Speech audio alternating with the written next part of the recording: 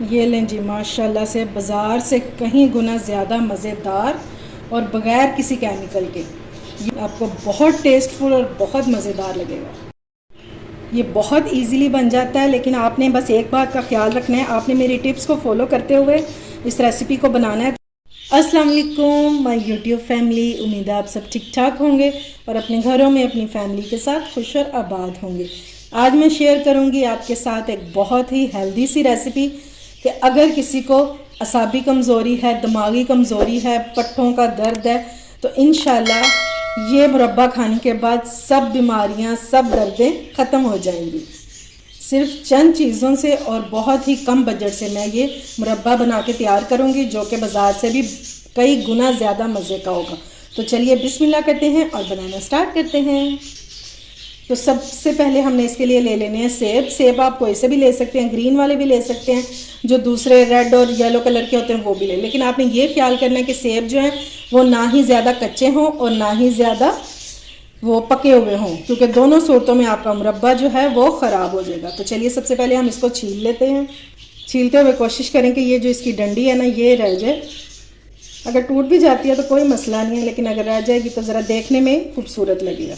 इस तरह से हमने इसको छील लेना बारीक बारीक छिलकों के साथ। सेब जो है वैसे तो हमारा कोई भी इसमें ना दाग वगैरह नहीं होना चाहिए, क्योंकि फिर वो हमारे मुरब्बे को ख़राब करेगा जल्दी। अगर किसी में इस तरह से हो तो आपने वो वाला हिस्सा निकाल देना है। ये देखें, जैसे अब ये थोड़ा सा है, ये देखें, तो इसको हम इस तरह से निकाल देंगे। अच्छे से हमने सेबों को छील लेना और इनको हमने पानी में डालना है। पहले मैं आपको दिखाती हूँ कि हमने इसे कौन से पानी में डालना है। अब हम एक बाउल में पानी लेंगे और इसमें हमने डाल देना है 1 टीस्पून नमक। ठीक है, इसको हम मिक्स करेंगे। ठीक है, इजीली डिज़ोल्व हो जाएगा। तो इसमें हमने डाल देना है ये सेब, हम छील छील के इसमें डालते जाएंगे। इससे क्या होगा कि सेब हमारे जो है ये काले नहीं पड़ेंगे, इनका कलर नहीं ख़राब होगा। ये लें जी, सारे सेब जो हैं वो छिल चुके हैं और सेब की क्वांटिटी मैं आपको बताना भूल गई थी, तो ये क्वांटिटी में है आधा किलो। ठीक है, सब सेबों को मैंने छील लिया और ये डंडियाँ जो हैं वो इस तरह से रहने दी हैं। तो अब हम इसको करेंगे बॉयल। पानी को मैंने बॉयल होने के लिए रख दिया था, तो अब हम इसमें डाल देंगे सेब।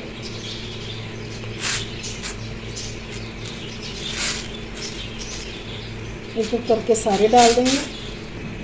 अच्छा जी, इसको हमने कवर करके 5 से 7 मिनट सिर्फ हमने बॉयल करना है इसको, ताकि ये थोड़े से सॉफ्ट हो जाए। फिर हम इसको टूथपिक या किसी भी चीज़ से, छुरी से चेक कर लेंगे कि ये अंदर तक गल गए हैं या नहीं, क्योंकि हमें इन्हें ज़्यादा सॉफ्ट भी नहीं करना, वरना ये टूटना शुरू हो जाएंगे। तो अब हम इसको कवर कर देते हैं। ये देखें जी, आप छुरी या कोई भी आप ये ले लें टूथपिक वगैरह, तो आपने इससे इस तरह से चेक कर लेना। ये देखेंगे, मैंने पूरी एंड तक इसमें डाल के देखी है, तो अंदर से भी हमारे सेब जो हैं ये गल गए हुए हैं। तो बस अब हम चूल्हे को बंद करेंगे और इनको निकाल लेंगे, क्योंकि हमने इनको ओवर कुक बिल्कुल भी नहीं करना। इस तरह से हमने सारे जो हैं वो प्लेट में निकाल के रख लेने हैं, ताकि ये थोड़े से ठंडे हो जाएं। अच्छा जी, अब हम एक पैन ले लेंगे। अब हम मुरब्बे के लिए शीरा रेडी करेंगे। तो आपने इस बात का ख्याल रखना है शीरा बनाते हुए कि जितने आपके सेब है ना, उतना ही आपने चीनी ले लेनी है और उतना ही हमें पानी चाहिए। तो आधा किलो सेब थे तो आधा किलो मैंने इसमें चीनी डाल दी है, तो आधा किलो ही हमें पानी चाहिए। और पानी हम वही यूज़ करेंगे जो कि हमने सेब बॉईल करते हुए इस्तेमाल किया। ये देखिए, ये डाल देंगे और मैंने आधा लीटर ही डाला। इसको हम करेंगे मिक्स और इसको हमने इतना पकाना है कि चीनी जो है वो इसमें डिज़ोल्व हो जाए। बाकी चीज़ें हम बाद में इसमें ऐड करेंगे, लेकिन एक चीज़ जो है वो हम चीनी के साथ ही ऐड कर देंगे और वो है इलायची। मैं इसमें डाल रही हूँ इलायची एसेंस। ये देखें, सिर्फ चंद कतरे ही हैं। अगर आपके पास एसेंस ना हो तो फिर आप इसमें 3 से 4 इलायची लें, उसके दाने निकाल लें और उसको पीस के डाल दें। मेरे पास एसेंस था तो मैंने वो डाल दिया। बस वो आपने चीनी के साथ ही डाल देना है और इसको पकने देना है, ताकि हमारी चीनी जो है ये डिज़ोल्व हो जाए। अच्छा जी, अब सेब जो है हमारे काफ़ी हद तक जो है ठंडे हो चुके हैं। तो आपने एक फोक ले लेना, कांटा, तो कहीं कहीं पर इसको इस तरह से निशान लगा देने। ताकि जब हम इसको शीरे में पकाएं तो ये अंदर तक शीरे का टेस्ट जो है वो इसके चला जाए। इस तरह से इस सबको निशान लगा लेंगे। ये देखें जी, चीनी जो है ये बिल्कुल डिज़ोल्व हो गई है। ठीक है, तो अब हम इसमें डाल देंगे बॉईल किए हुए सेब।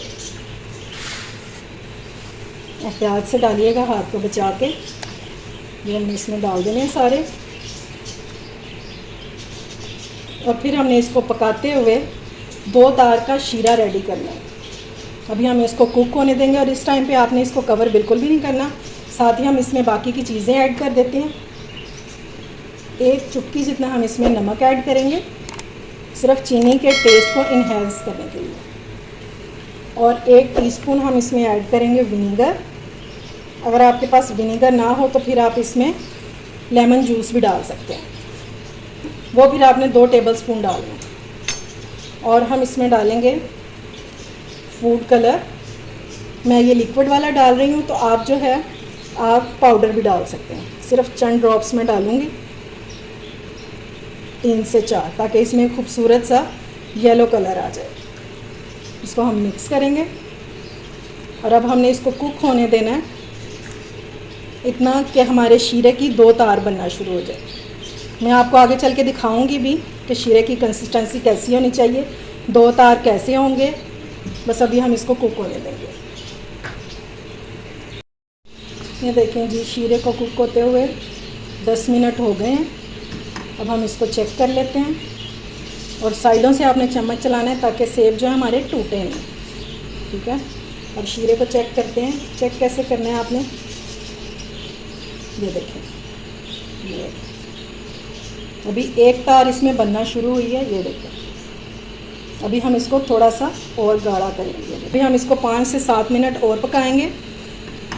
जब इसकी डबल तार बनना शुरू हो जाएगी, जब ये थोड़ा सा और गाढ़ा हो जाएगा, तो फिर हम इसको उतारेंगे। ये लें जी, इसको मैंने मज़ीद 5 से 7 मिनट कुक कर लिया है। और अब हम इसको चेक करते हैं, क्योंकि हमने इसको ज़्यादा गाढ़ा नहीं करना, वरना ये ठंडा होने के बाद मज़ीद गाढ़ा होकर जेली सा बन जाएगा।